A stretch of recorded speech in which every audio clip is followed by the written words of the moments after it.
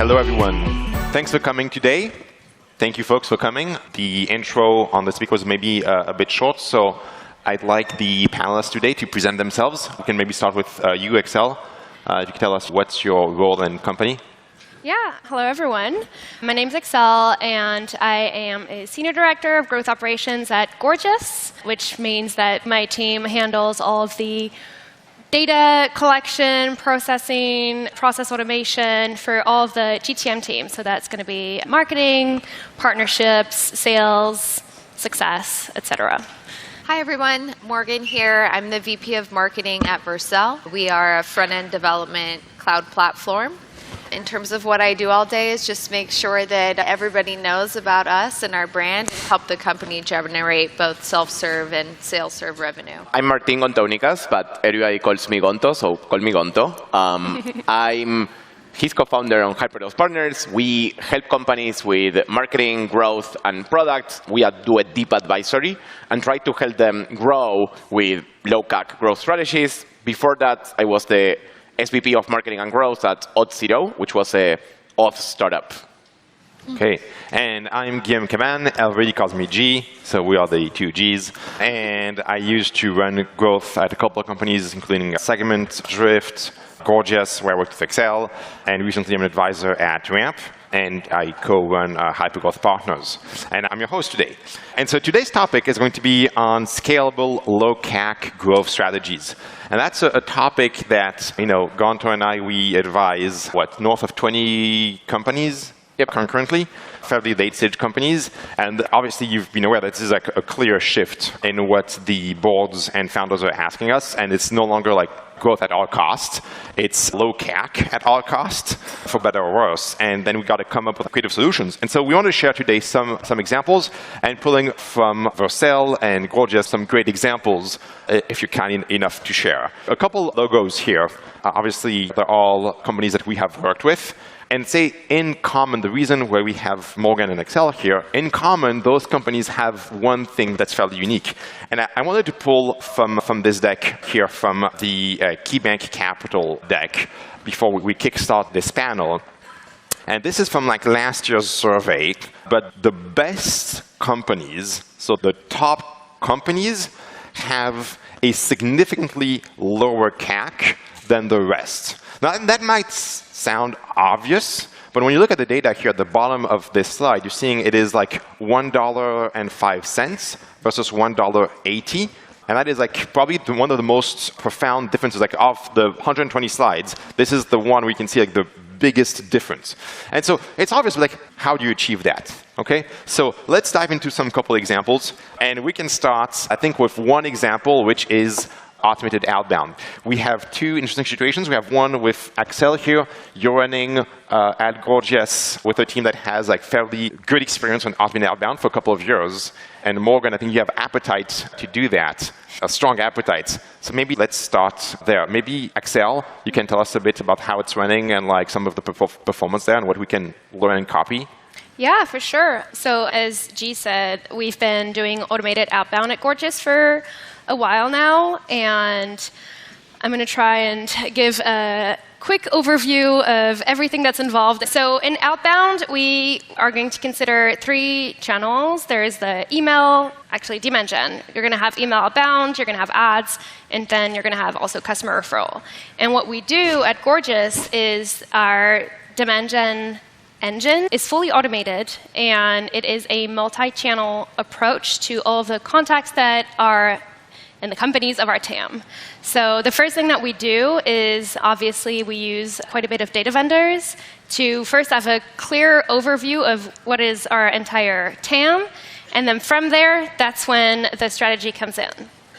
So we're going to be doing a lot of predictive analysis to categorize our TAM, right? And prioritize where we spend our resources. Because as we were saying before, making sure that you're making the most out of your resources, and especially when those are quite tight, is paramount. So you want to make sure that you're using high-quality data, that you audit it quite regularly, and that from there, you're making the best decisions possible.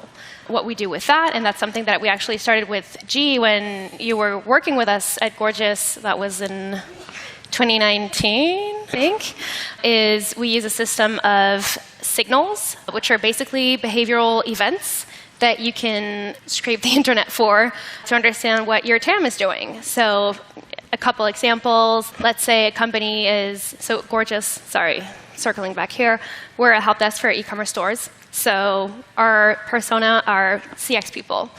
So imagine somebody in your TAM is hiring for a new CX lead. This is an event for us, right? This is a signal that they need help to figure out their CX motion. So that's something for us that's interesting. If a company in the TAM, say, is starting to use another tool in the e-com SaaS world, that is also a signal for us, whether that be a competitor, a direct competitor to Gorgias, or just a highly compatible tool like Klaviyo, Yapo, et cetera. If I recall from the numbers from back then, when you outbound a prospect with an intent signal, one of those, versus not, the dollars per contact were 3 times to 4 times higher, right? Yeah. So 3 to 4 times higher revenue per contact emailed when you have a predictive signal. Yeah, and now we basically just do... That's all you do. Yeah, that's all we do now. And there's tons of signals out there. Our entire, again, the engine is fully geared around that. And so it has a system of branches of, depending on one, the high fit of the company, the awareness stage that it's at with all the different signals that we compute and aggregate. From there, they're going to fall into different branches of actions. Of, okay, they're going to fall into first an email sequence, and then at the third stage, you're going to put in some ads in there, and then ask for a customer referral, and try to have a network map of how you can associate prospects with your customer base or your partners. So putting all of that together, using a ton of data and processing. That's intense. I like it. Actually, let me prompt that with one slide, and let's switch to Morgan, because Morgan, like, you want to build that. Actually, I have some data for all of you, which I pulled from Ramp, and so for obvious reasons, I had to obfuscate the actual numbers, but I did give you the lift here. What you have here is the difference between the average cost per contact email between the automated outbound team and the SDR team. So you have a 2 and a 2.4x difference. And then the marginal cost. That's very important because, as Excel was pointing out, there's a lot of infrastructure. There's a lot of effort. There's humans, lots of technology, lots of data vendors that you're buying from. So there's a high upfront cost to get it running. But once it's running, the marginal cost to keep it running is extremely low. And so you can see here this 8x difference. And I think that yeah, go ahead. One thing to add is something that to me is interesting is that to get it running, what you need is engineering in marketing, which is not something very common. But to build this, you need to hire 1 or 2 engineers that are working on this, because some of these integrations, some of the things you need to check, they need to be there. One example that I can give you that was pretty complex that we did with Humanitech is they saw that companies were buying their product when they sell to engineers. And they saw that when the engineers, for example, when the company was going through an upgrade of technology stack, meaning changing programming language, that was a good time to contact. So we had to get an engineer to look into programming languages that developers were using in LinkedIn, look into programming languages that they were using in the hiring page, and check that every 2 days. If they were different, that meant that they were going through an upgrade of the tech stack because they were hiring for something different that wasn't there before. And then through that, using that information, then using an engineer to automate sending the emails. And starting to build all of that means that you're paying for an engineer, but you're starting to replace some of the SDRs that otherwise you're paying. So it's a bit of a switch of the cost as well, even though it increases in the beginning, but then it slows down.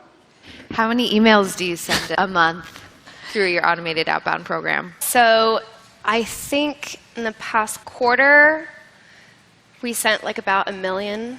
Million emails. Yeah. And how big is your TAM? Like a couple 100,000? Core ICP? Couple 100,000. So you're reaching out to every company in your TAM a couple times per quarter, more or less. Yes, yes. But then again, through that, it's different people at different levels within those companies. And there's a whole strategy too of who to contact and when. Because I think also our outbound strategy as a whole has evolved quite a bit, even over the past couple of years, because our position in the market just wasn't the same, obviously. So at first, you kind of want to reach out to everyone, get your name out there, make sure that you're known, and then there's a shift that comes in where you have to make sure that you protect your brand reputation, even just for emailing capabilities. You get Deliverability. Oh, for sure. Yeah. So you need to work on that, and then it's about really mastering that balance between quantity and quality, and then really working into the creative aspect to it. So there's big, again, engineering upfront work, and I would say for us, we weren't even really engineering, so just learned on the job how to do some of that engineering-like work. Today, though, I feel like there are a lot of tools out there that can get you to that level of sophistication without being a proper engineer. There is a lot of no-code or low-code tools that can help you do that. And Morgan, we talked earlier, just before this, like that you had the yearning, the appetite to do this, because right now you're fairly SDR heavy. Like, where are you on this journey, and like, why this appetite?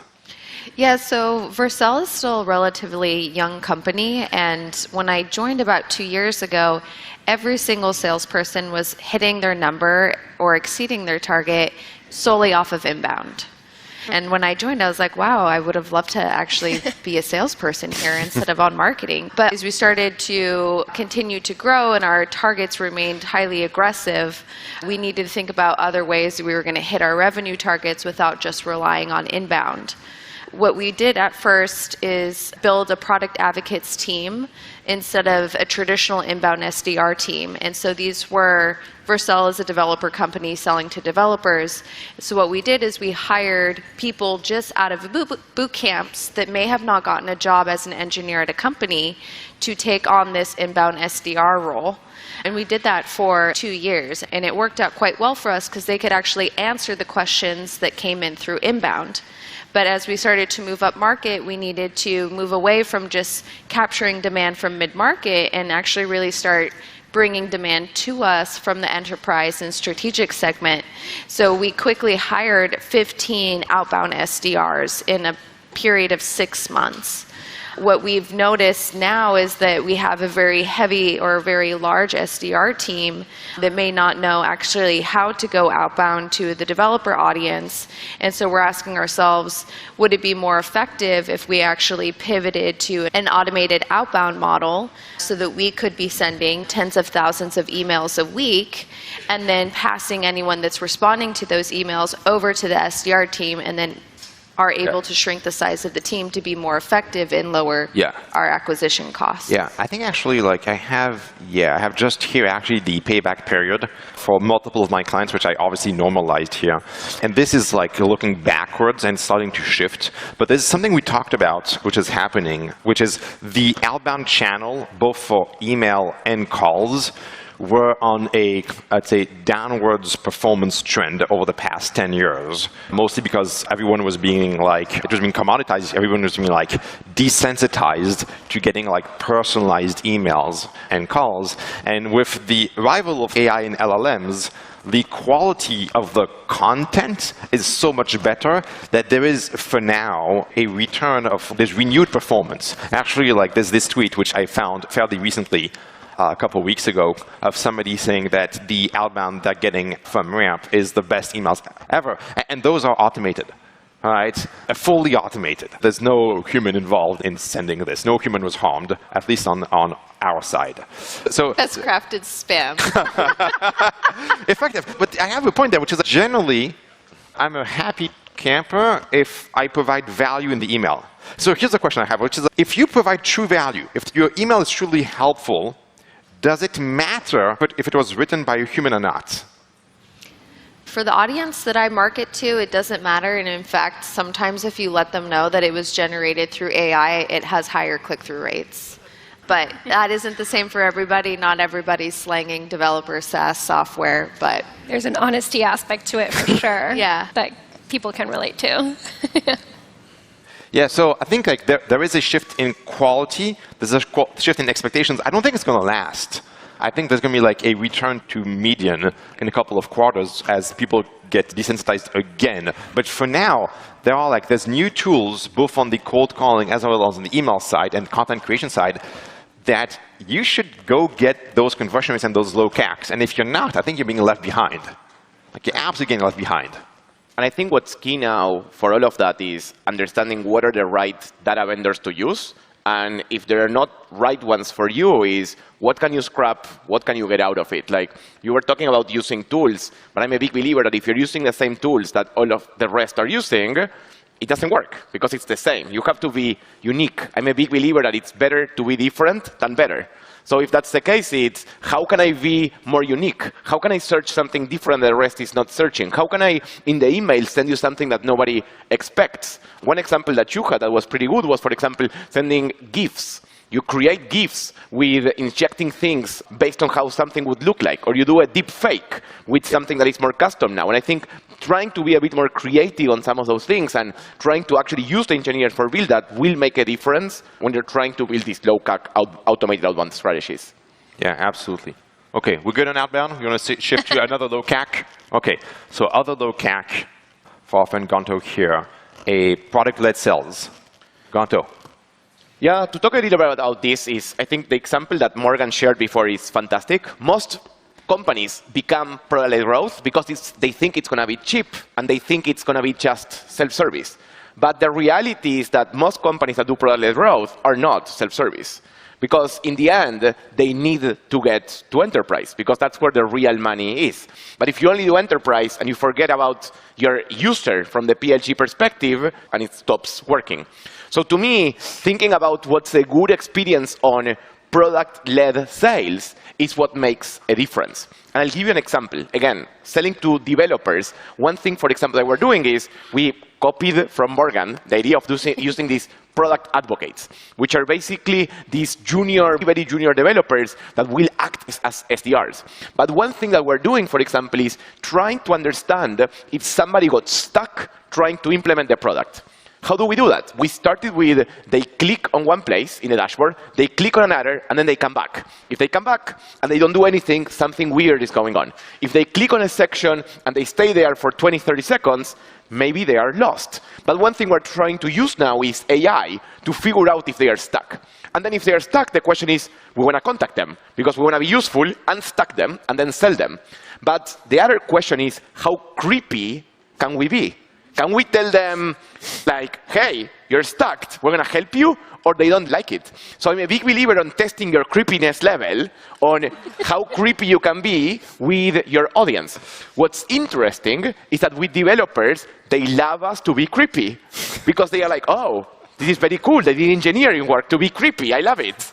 So it worked. But when you work with other audiences, maybe it doesn't. But I think starting to think about how to build your product-led sales, maybe starting to use more AI, starting to automating and testing your creepiness level is a good way to think about PLS to create these enterprise-level deals from a product-led growth perspective. And if we take a step back, I think we've had this debate a couple of times where we're getting asked from founders on the advisory fund all the time to help them build like product-led growth. Like all the freaking time. And we're asking, like, why?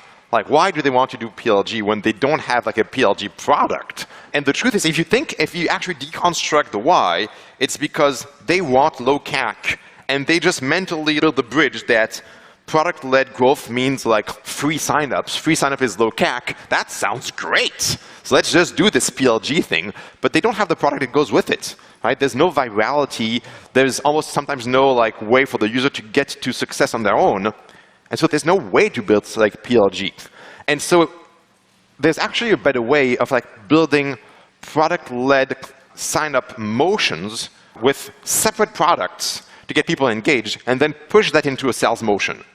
And that is a much easier transition than like shifting your entire product from an enterprise product down to a self-serve like PLG product, which no one really pulls off. But like Morgan, you have a true PLG product, don't you? Yeah, we have both like a freemium plan and we have a free trial model. Like our freemium plan is bringing in 100,000 signups a month, which is a lot of people to be communicating with.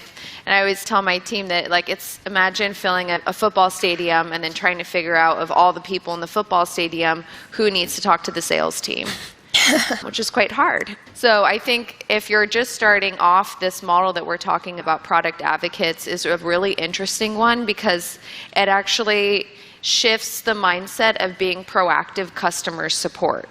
And if you're doing things in the best interest of your customers to make sure that they fully understand how to use the product, whether in a creepy way or an uncreepy way, you get really good outcomes. And you let people start to self-identify that they have the intent, that they actually are maybe in the wrong place, and they do want to be speaking to a salesperson because they know for sure they're going to get a discount, or they're looking for certain security compliance features that are not available in the free plan.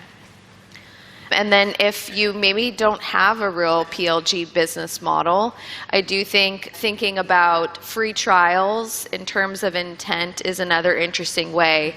One thing that we did at Vercel is we realized, listen, some people, they don't even want to go try the free plan, and they don't even want to take the effort to start a free trial. And maybe they're not also ready to talk to a salesperson for an interactive demo. And so we built our own just like self-serve demo that allows someone to look around in the product and see what it would look like with everything enabled. They don't have to do any implementation themselves. You built it yourself in-house. No Navatic walnuts involved. Yes. Interesting. Why?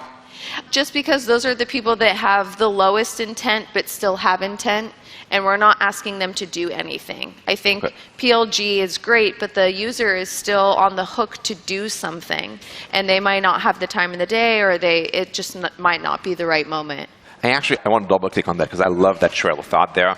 Actually, there's a connection between like outbound and PLG, where they're both like very high scale, low conversion motions. And if you just compare like, let's say sales-led businesses, there's like a complete opposition. Like in the sales-led business, the cost of doing the sales is fairly high. You have humans involved, you've got like SDRs and AEs, and there's dropouts at every point. And so you're trying to be careful, thus like all the qualification tools where you're trying to basically de-risk and remove some of the costs that might come into your funnel. In PLG and outbound, it's the opposite. There's no cost for you to get people on this like self-hosted demo, self-serve demo, right? And so you're trying to push as many as possible, and the people like will self-select, oh, Vercel is the right tool for me. This is perfect. I'm the right user. And those who get through are qualified. And so you have qualification like scenarios. The question is who's doing the qualification, who's bearing the cost? And in the PLG/outbound model, the user is bearing the cost, right? And in the sales-led model, like you, the company, is bearing the cost, which is why we're all seeing this shift from the company to PLG and outbound, because, yeah, we want to shift the cost to the users. That's what's going on. Yeah, that interactive demo is completely ungated, so anyone can try it. We're not asking you for your email. And then at the very end, we just say, are you interested in chatting with someone from the sales team? Or are you interested in starting a trial? And we let them just choose on their own. It does reduce the amount of leads that we're generating, but we don't want a large SDR team. So we found it to be more effective. Can you give us some examples? I thought there was some cool examples of a community on PLG. Gonto? Yeah, like the other thing that to me is interesting is if you think about community is also one or few too many things, where you want to blow up or become a thought leader or become known in a specific community so that then people start coming to you. One thing that we've done with one of our customers that I think is very interesting is when everybody thinks about community, they think that they have to create their own community. But I think in most cases, that's not a good idea. I think it makes sense to create your own community when you have something that is free for everybody, or it's a big portion that is free, or if it's open source, if it's a developer product. But if it's not that, then you have a closed product, people need to pay, they don't want to be part of your community. Like, why?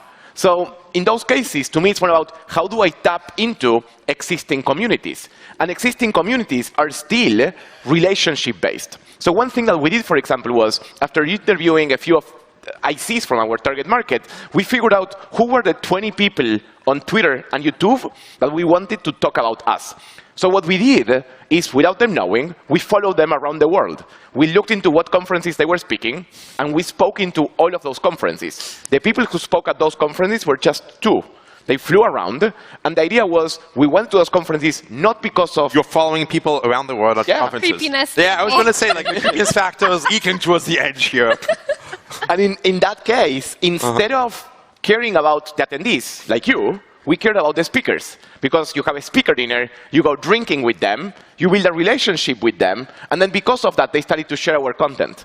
So then, what's our distribution talent? It's not Google. It's actually the community, who are the influencers in this community that we have a relationship with, that share our content, and then people are like, wow, everybody's talking about this company. This must be great. But even though the product in this case is great, that might not be the case. And it's more a relationship-driven thing that is making it happen. That makes sense. Yeah, and for Vercel, we had a different approach. We didn't necessarily tap into an existing community, although we are like a React-based framework, and we did tap into that community, you could argue, but we ended up creating our own open source framework. And essentially, we're giving technology away for free, and that's growing the community. That Next.js community is what actually fuels all of our growth. So if that number is going up and to the right of how many people are using Next.js, we see the same correlation for how many people are actually signing up on our paid platform. And it was a very similar model from when I worked at GitHub. What I love about that is that even though your product was not free or was not open source, you created something in parallel that is free and open source and people can use. And then once people are using it, you're like, oh, but they work so much better in my platform. Yeah. And I think that's a fantastic way to build your own community with something that's... I want to say it works that way, but not the other way around. Because like when you have a successful business, then you open source part of it. You already have the monetization framework. That works great because then you're creating growth. Gonta and I, we both have been involved in like open source businesses which try to like monetize on top of like completely open source like community, and that's been like one hell of a struggle because they have no monetization paths, and people are like, hey, this free platform is open source platform is great. Why should I pay? And so the shift of the perception is not there, and that's been a real struggle. So I think like a couple of businesses like Vercel, I was in Segment, is the same, right? Monetization comes first, open source for acquisition comes second. The other way around is like super hard, my opinion. Huh? Cool. Any other creative tactics you want to share? Gone to more creepiness ideas? I have one more to share. I was sure. Which isn't that creepy, I'll say. But one of the things that we did, for example, with influencers as well is we wanted influencers. We wanted people to think more of our brand and know us more. So one thing that we did was we looked into the known influencers in the space. Again, in this case, they were developers as well. And they had some open source frameworks, and they had their own landing pages. And what we did was two things. One is we started to go and offer them for free to redesign their websites. So open source framework and the influencer page, we did it for free. Hey, we'll redesign it. We'll do everything of this for you. And of course, they said yes, because it's free. But why did we do it? Because this is the creepy part. The thing is that I knew it was coming. I knew it. Yeah, our redesign is exactly with the same branding, same colors, same everything as the product brand. So now people don't see it, but when they go to every influencer page and to every framework page, they see the same type of logos, the same type of colors, and they think it's related, even though it's not. So with that, they feel a bit more related to this. And one last thing that we added on top of that is that we asked them that if in exchange of this free redesign, they could add a retargeting pixel on their website. So the idea of that is that now, if anybody goes to any of these open source frameworks, we can target them with ads, even though we don't know who they are. But we know that if they're going to that page, it makes a lot of sense for us as a customer as well. Basis of marketing, you're offering something of a perceived value, which is much perceivably higher, but very low cost to you, and in exchange, you're getting something of very high value to you, but very low cost to them. So it's a good trade. Exactly. It's a good trade. I like it. Okay, a couple of like takeaways from today. So what did we chat about? So a strong shift towards like low CAC, like absolutely like high volume, low CAC in very different businesses. Like you look at Excel at Gorgias and Morgan at Vercel, like we're talking of two different industries and motions, but the yearning is the same, right? And what Gonta and I are seeing in our talks with founders is founders obviously want to have their cake and eat it. Right? And so they want both. Right? You both want like the low CAC of the outbound, and you want the PLG motion, and you want it now. And so that's what's going on. Honestly, you should start somewhere, not on both sides, is my opinion. And so PLG for sales-led, PLG to sales-led is probably the new thing we're seeing right now. I think that's the major shift we're seeing right now with AI-empowered outbound. I think of the two major shifts we're seeing. I think it's that and also the combination of both of them together. Like you're doing PLG and you have ICs from something, individual contributors signing up.